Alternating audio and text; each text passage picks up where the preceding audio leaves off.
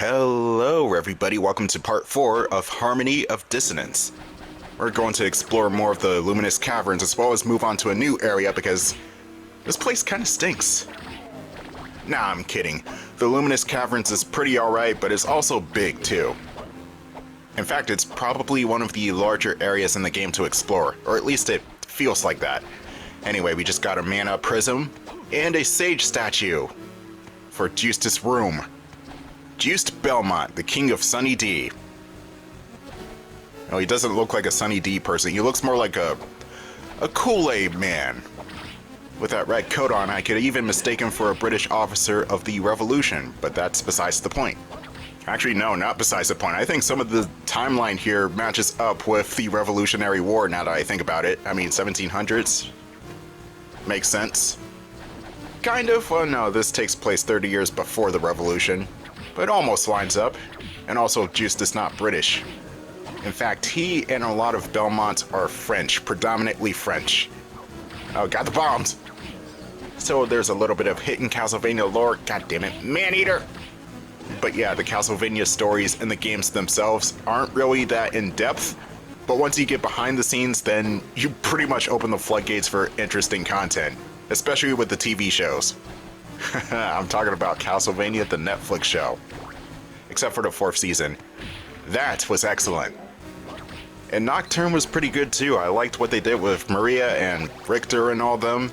Just honestly phenomenal. And yes, spoilers, but Juiced was in there too. And he was excellent. Freaking old man Juiced. It was honestly something to behold.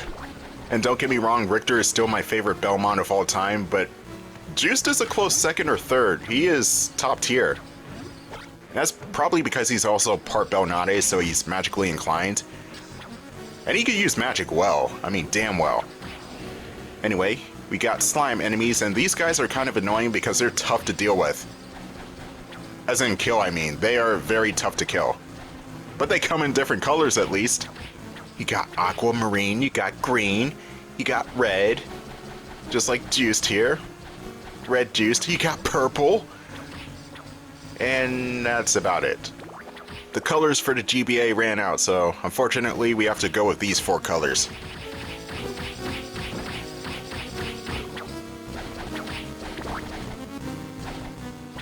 Oh shit, Siren. They make a return from Symphony of the Night, and they look rather different too. Their attacks are not as dangerous as they were in Symphony, so you don't have to worry about getting swarmed here with the Sirens.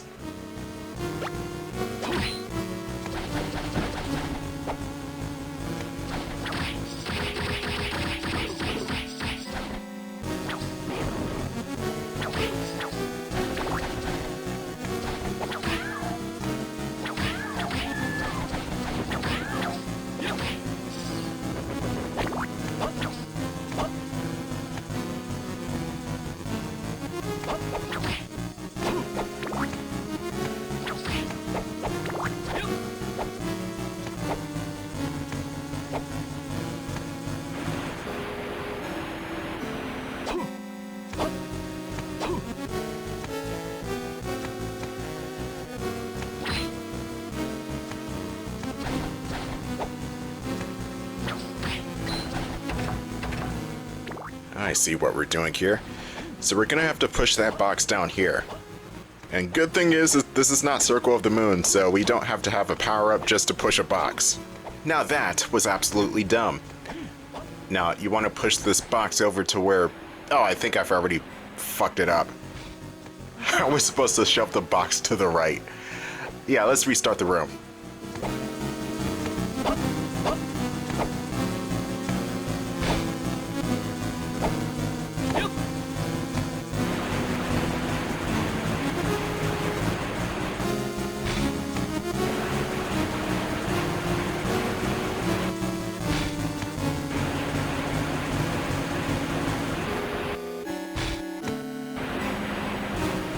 You know, I like how there's no pushing animation for Juiced. He just runs into the crate and he pushes it along anyway. Anyway, all that for a life up. Don't worry, it's well worth it. Any life up in this game is well worth it. Well, let's see what's in here. Looks like a puzzle room, but I don't know what it does, so I'll probably be back later. I also noticed the numbers on the side of the room. It says 13579. What could that mean? I'm genuinely curious because I don't remember what that does. Anyway, we're almost at the boss of the Luminous Caverns. That will be the Rock Golem.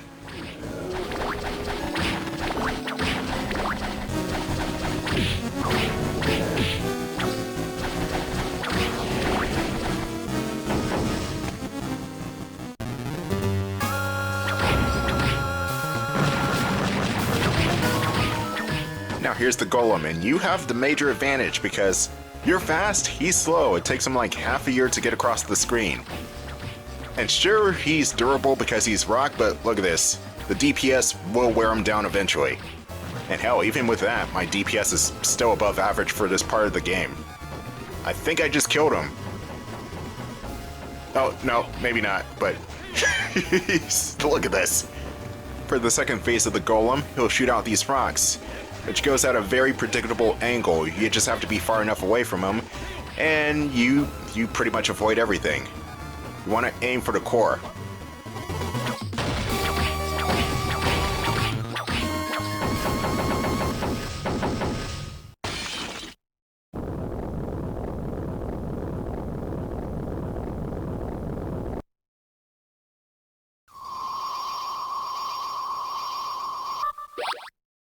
And that was the Golem.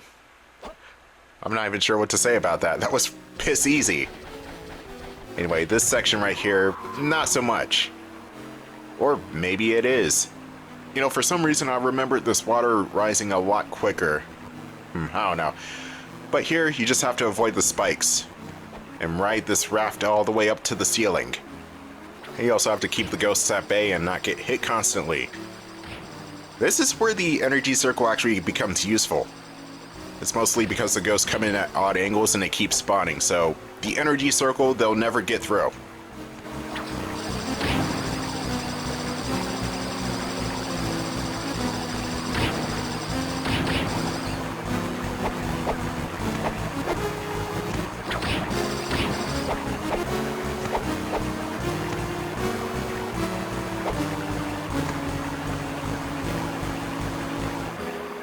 Oh, come on, game. You have to wait for the raft to get up here fully?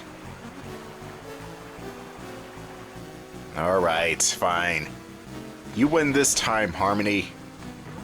Harmony of Despair, more like. Fuck! Got poisoned. Now, poison works similarly to how it did in Circle in that it drains your health over time. Use an antidote, and that solves the problem.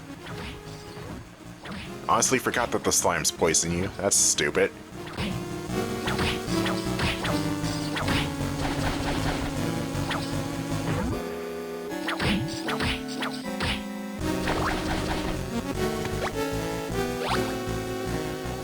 Ignoring the strange mirror because that's an item for your room. The yellow stone will add lightning attacks to your whip. That can be real useful. Anyway, let's fast forward a bit. We've got some ground to cover before we can move on to the next area. And I think this area is off limits as of now, but better safe to check.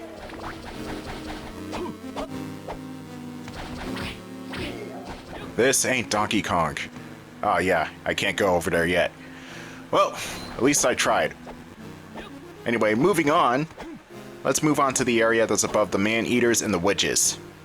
There's sure to be good stuff up here, or at least more area to move around. Aw, shit. I can't even wall jump in this game. You're asking me for too much, Harmony of Despair. And there is a game called Harmony of Despair in the Castlevania lineup. I think that's... Ain't that one of the God of War-like games? I'm not really sure. It's like a 3D action type of Castlevania that I'm not too thrilled about. And it's not because it's like God of War, because I do love me some God of War. It just doesn't really fit with the Castlevania aesthetic, if you know what I mean. It's like one of these things should not be like the other. That's like Lament of Innocence. Even though I do kind of like Lament of Innocence, it doesn't really feel like a Castlevania game. Same for 64, even though Castlevania 64 still feels like a Castlevania game. Even if it is weird at points. Anyway, let's move up here. This janky ass out of elevator. It looks like it's about to snap at any minute.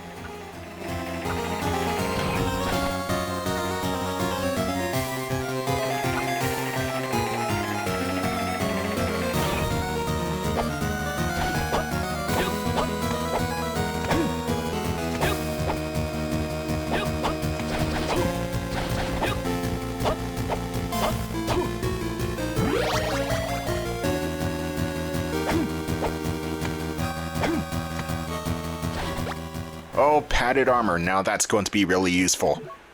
It's going to up my defense by 5 defense and only 5 defense, but hey, those defensive stats are really important in this game. Juice can turn into a tank with top tier gear. Alright, everything looks good. Let's be on our way.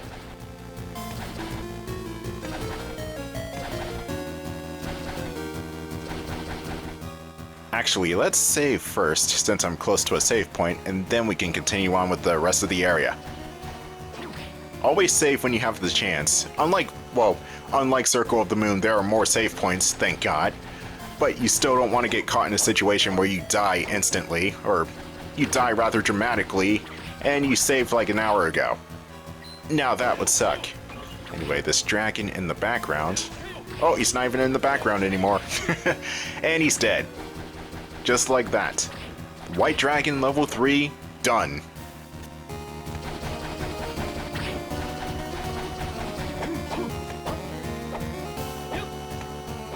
Here's the top floor of the castle. I think this is where the Minotaur is at.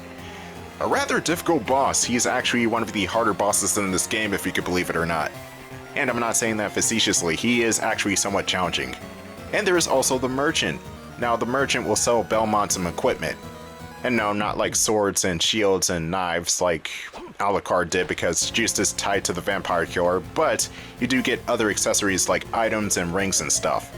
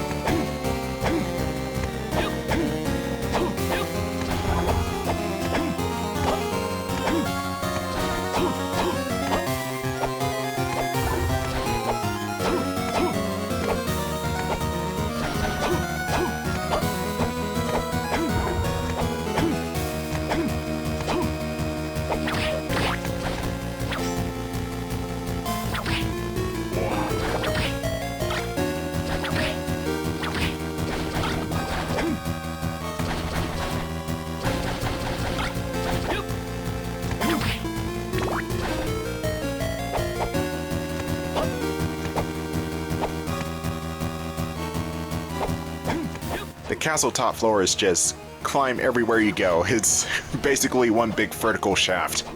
In terms of difficulty, a lot of the enemies here are just not that dangerous, except for the ectoplasms because they can curse you, but other than them, not a problem.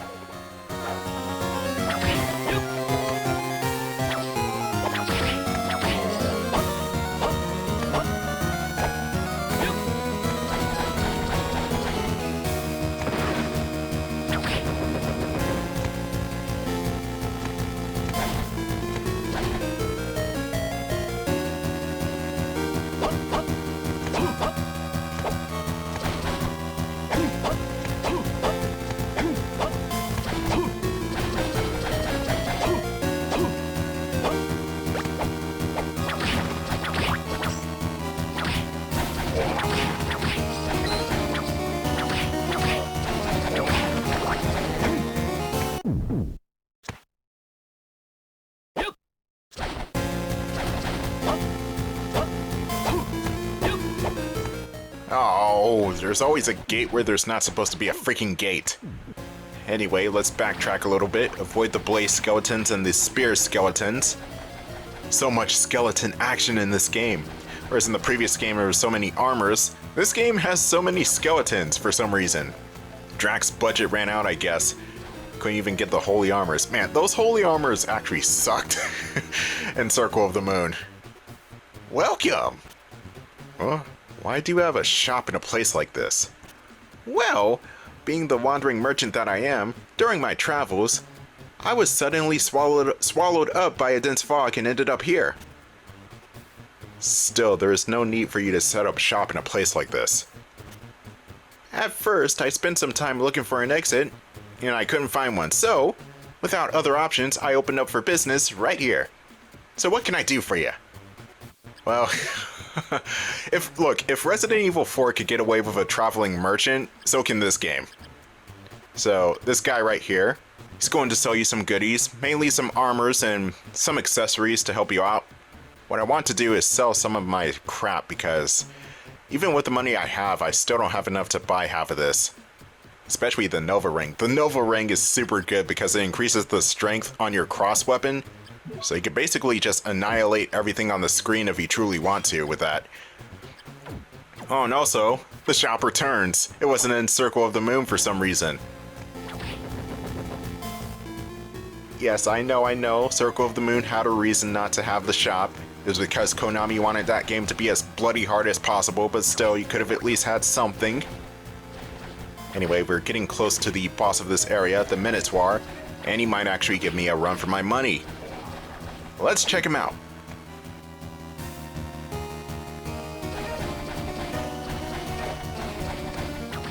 Disc Armor. Pathetically easy.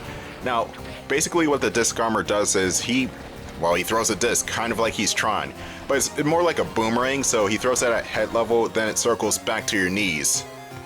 In that fashion.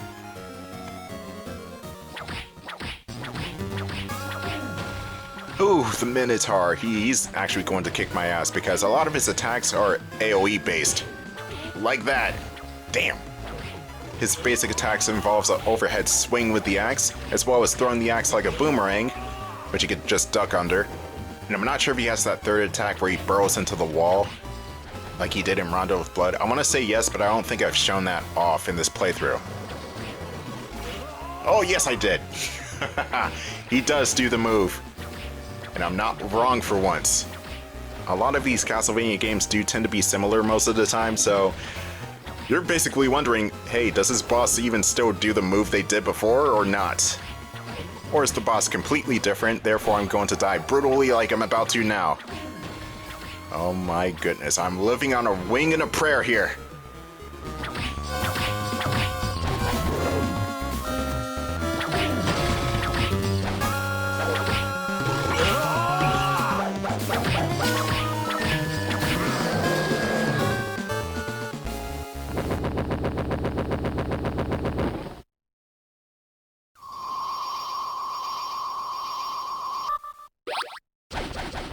I did it again.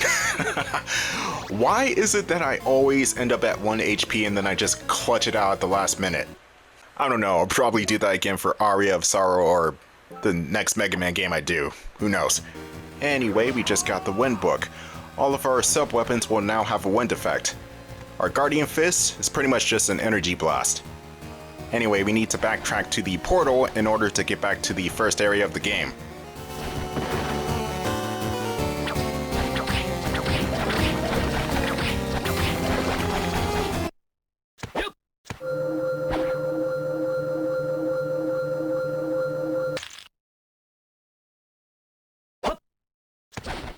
No, Lava Lamp Vision, I do not miss you. Earthbound wishes it could be this obnoxious with the colors. Anyway, zoom your way over here. Ow. And now that we have the double jump, we can collect a whole bunch of new items.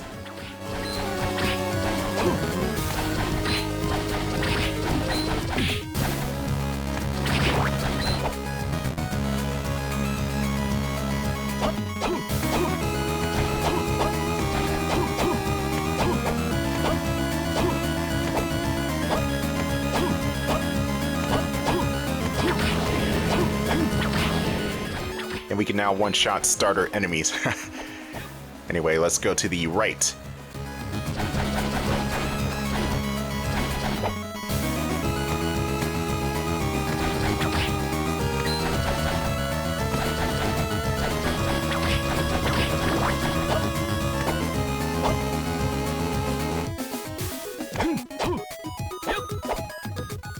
this is where I need to be. Slide under here and you'll get the fire book as well as, I think it's summer clothes. Yep, summer clothes. Just in time too. The fire book is going to add fire effects on your sub-weapons. So with the flame knife, it's basically just this bouncing fireball. Kind of useless, honestly. Especially if the fireball keeps bouncing on one side of the screen. So it's no bueno. But the fire book's good for other uses too. Like if you have the fire book equipped with holy water, at least I think it's holy water, it might be wrong, you'll summon a giant fire dragon which surrounds Juiced. And to put a nice cherry on top of the sundae, we get a red stone, which adds a fire effect to your whip.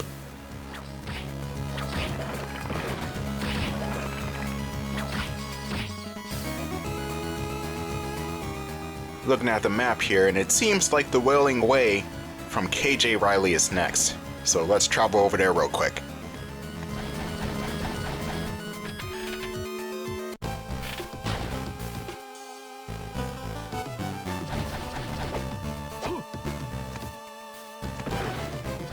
Bitch!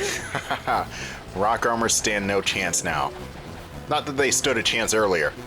And that's what I like about this game as opposed to Circle of the Moon. The enemies here don't scale with you no matter what part of the game you are, they just stay the same. That's what made Circle of the Moon super dangerous when you backtrack. The enemies got stronger and then you have new variants of enemies in the same old like beginning area. And you just die in 3 or 4 hits, and then you have to go all the way back because there's no real save point for like an hour. Well, okay, maybe not an hour, but it felt like an hour. It felt like an hour. Anyway, let's see what's over here. God damn. Where am I supposed to go?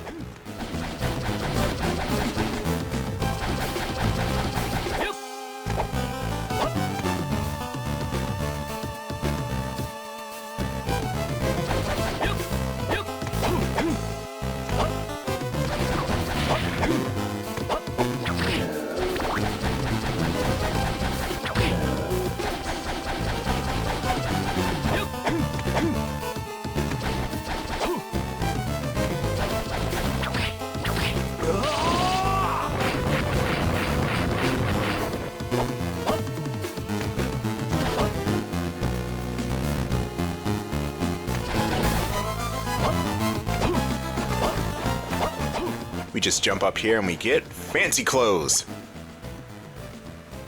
How fancy we talking? Is it still the red coat? I mean, I don't mind red. Wish we were blue though. Now, the fancy clothes, it ups your intelligence and I think it decreases your defense too.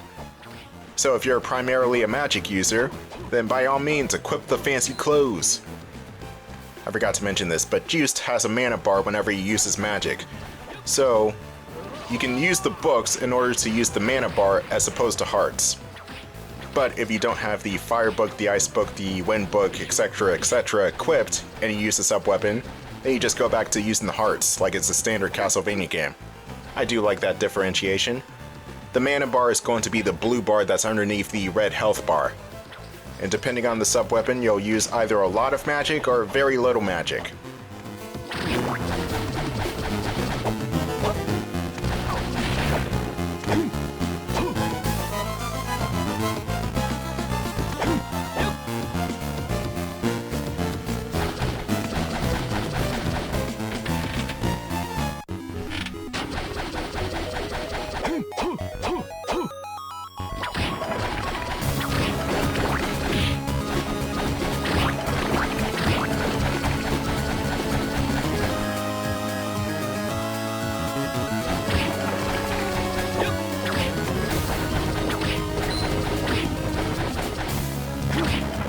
Alright, so the next couple of items should be up here. We got a heart pickup, and there's something else to our right.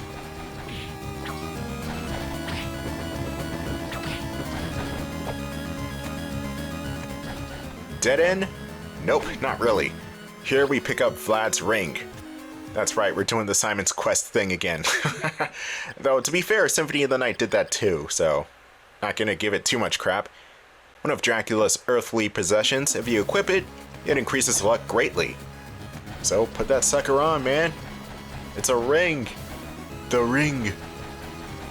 Anyway, we are coming close to the end of this video. If you like what you've seen so far, make sure you thumbs up the video. And if you want to see more, subscribe. Hey, I'm doing this every Monday, Wednesday, Friday, why not? Oh, this door's locked. Of course. I have to return. Anyway, I'll see you guys for part 5 of Harmony of Dissonance.